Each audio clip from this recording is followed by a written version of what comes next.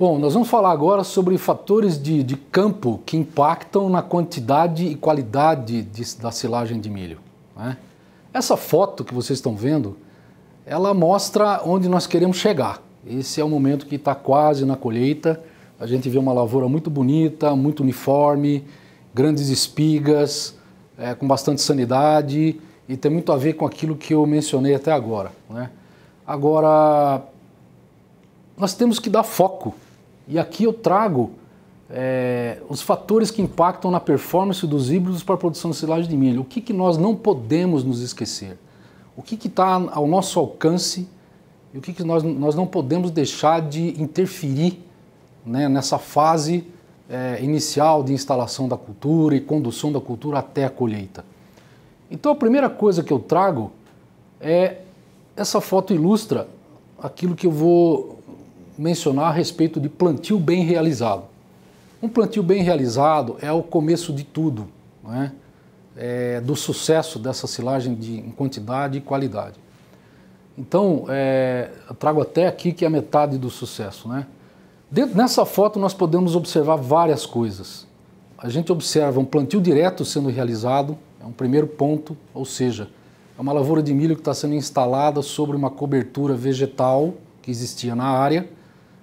Portanto, ela está havendo ali uma reciclagem de nutrientes, é um ambiente muito mais favorável para manutenção da umidade do solo, para deposição da semente e germinação com uniformidade.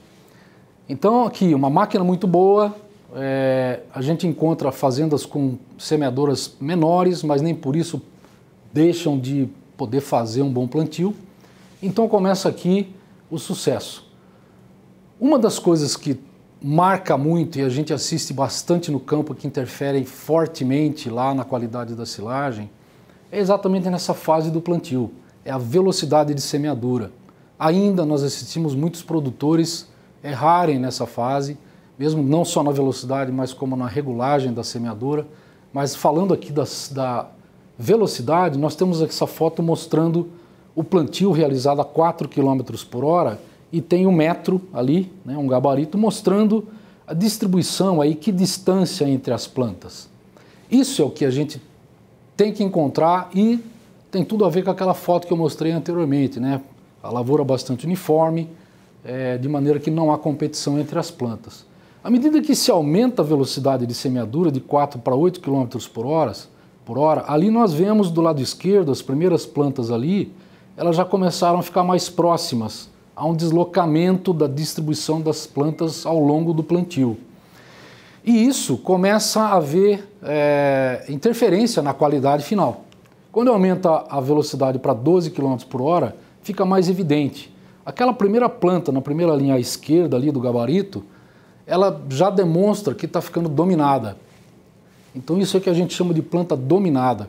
Essa planta, ela vai até o final do ciclo da cultura manifestar um atraso fisiológico em relação à sua planta vizinha e às outras plantas.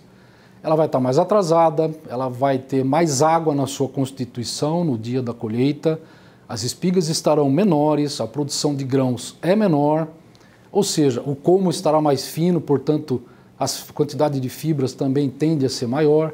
Enfim, vejam que um simples erro, né, operacional no início de tudo pode trazer um prejuízo bastante grande de quantidade e qualidade da silagem lá na frente. E aqui fica essa pergunta: a planta dominada tem influência no milho para silagem? Com certeza. Isso aqui é uma lavoura que chegou ao final do ciclo, né? Aqui foi até a produção de grãos, no caso, para ilustrar como que fica a diferença de espessura de colmo de uma planta dominada à esquerda e uma planta normal do lado direito. E como eu disse, né, a espiga menor produção de grãos do lado esquerdo e do lado direito. Então são perdas significativas que poderiam ter sido evitadas se o plantio tivesse sido bem feito lá desde o início, né? E aqui, mais uma vez, eu trago o que é o ideal, o que a gente encontra. E essa é uma foto de lavoura e é perfeitamente possível encontrar isso. O capricho faz toda a diferença, né? E aí, quando a gente chega no momento da colheita, plantas uniformes vão trazer espigas uniformes. eu não vou ter uma espiguinha pequena, fora do time de colheita. Então aqui a uniformidade que está na lavoura vai para dentro do silo. E a uniformidade dentro do silo faz toda a diferença, de novo, lá no coxo, na silagem que vai na frente da vaquinha. Tá? Então, algumas coisas que eu trago aqui como inegociáveis, e essa palavra tem que ser usada dessa forma. 30% do custo de produção da lavoura de milho, certo? Ela tem que ser reservada para o manejo de adubação. Forragem de milho tem como nós fazemos o corte da planta inteira, nós fazemos uma exportação, uma extração de nutrientes em quantidade muito grande, de maneira que isso tem que ser reposto. Principalmente o potássio é bastante retirado dentro do sistema, e a manutenção de adubação para a safra seguinte precisa ser muito bem feita. Isso significa que 30% do custo de produção tem que ser reservado para garantir essa manutenção e essa reposição de nutrientes. Tá? Muita gente trabalha com um número inferior a esse e muitas vezes isso traz também um prejuízo ao longo do tempo. A produção de matéria seca tende a diminuir. Posicionamento do híbrido, tem o híbrido certo para cada local, para a época certa. A qualidade de plantio, como eu já mostrei, manejo de plantas daninhas, a lavoura se desenvolvendo sem mato, manejo de pragas, fazer inseticida, fazendo monitoramento quando necessário, manejo de doenças. O uso de fungicidas também traz um benefício muito grande, protegendo as plantas no final do ciclo e garantindo que até mesmo a melhoria da qualidade bromatológica delas.